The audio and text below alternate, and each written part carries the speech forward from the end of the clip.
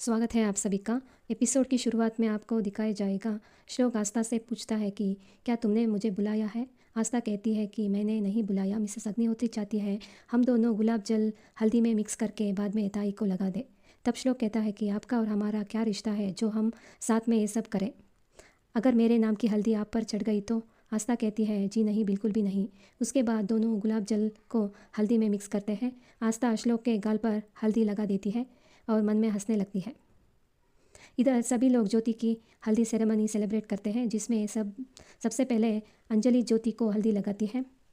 तब बाद में घर के सारी महिलाएं हल्दी लगाते हैं। तभी वरद और श्लोक भी आकर हल्दी लगाते हैं। तब ज्योति इमोशनल होती है। इधर रिया आस्था से पूछती है क्या तुम आस्था हो, वो श्लोक तुम्हारा पति है क्या। तब आस्था कहती है मेरा पति का नाम भी श्लोक है, पर वो तो मेरे पड़ोसी है। उसके बाप को श्लोक नाम अच्छा लगा, इसलिए उसने बेटे को श्लोक रखा है। अच्छा है, उसके लिए लड़की ढूंढ रहा है। तब रिया कहती है बहुत हाट है वो। तब आस्था मन में हंसने लगती है। श्लोक ये सब देख रहा होता है और मन में कहता है ये दोनों मेरे बारे में बातें कर रहे होंगे, क्योंकि कब से ये दोनों घूरे जा रहे हैं। इधर श्लोक आस्था के गाल में हल्दी लगाता है। तब आस्था कहती है इस तरह अनजान लड़की को हल्दी लगाना शोभा नहीं देता। श्लोक कहता है जब आप इस अजनबी को हल्दी लग रहे थे तब आपको इसके बारे में सोचना चाहिए था। इधर मिस्टर पवार निरंजन के पास फ़ोन करके कहता है कि वृद्धाश्रम खाली करवाते समय जो आपने ज़मीन दी थी वह किसी काम का नहीं है। क्या करूँगा मैं ऐसे ज़मीन को। निरंजन कहता है कि पवार, उस एरिया का रेट पता है तुम्हें और कौन सी खेती बाड़ी करनी है तुझे। पवार कहता है कि आपका कितना फ़ायदा करवाया है मैंने, उसका दाम पता है आपको। दिखाए निरंजन जी, बात साफ है, आपने जो दिया है उससे मेरा गुजारा नहीं चलता। मुझे पैसे चाहिए, वरना निरंजन जी मैं अपने फ़ायदे के लिए कुछ भी कर सकता हूँ। तब निरंजन जी कहता है बहुत बड़ी गलती कर रहे हो पवार, मुझे धमकी देने की गलती कभी मत करना। पवार कहता है कि मैं तो आपसे सिर्फ निवेदन कर रहा हूँ निरंजन जी, अब आपको जो समझाना है समझिए। इधर रिया श्लोक से कहती है पहले तो मुझे लगा था कि आप आस्था के हस्बैंड हो, लेकिन मुझे बाद में पता चला कि आप उनके देवर हो। यह सुनकर श्लोक चौंक जाता है और कहता है कि तुम्हें आस्था ने बताया है, उसकी ब्रदर इन लॉ हूँ मैं। उनके हस्बैंड का नाम भी श्लोक ही है। और श्लोक मन में सोचने लगता है और मन में कहता है कि तुम्हें यह झूठ बहुत भारी पड़ने वाला है आस्था।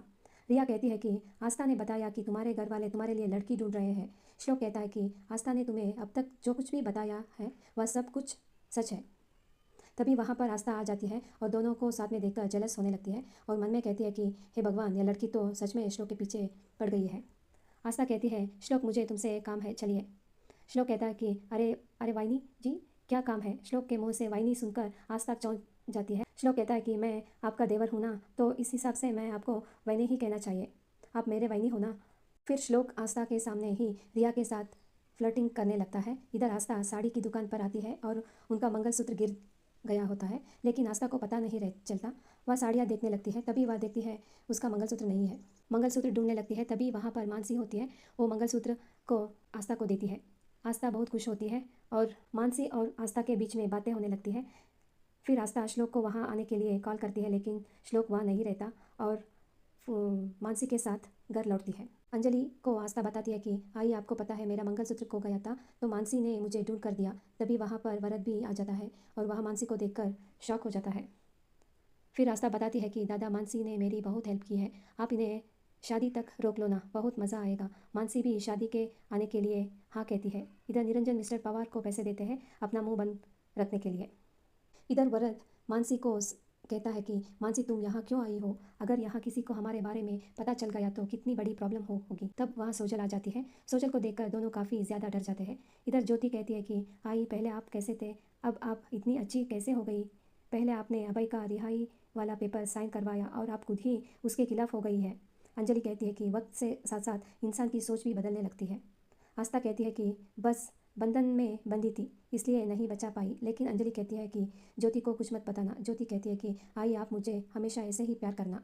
अंजलि कहती है कि आज ज्योति की सबसे खास दिन है, उनका मूड खराब नहीं करना चाहिए, उसे कुछ मत बताना।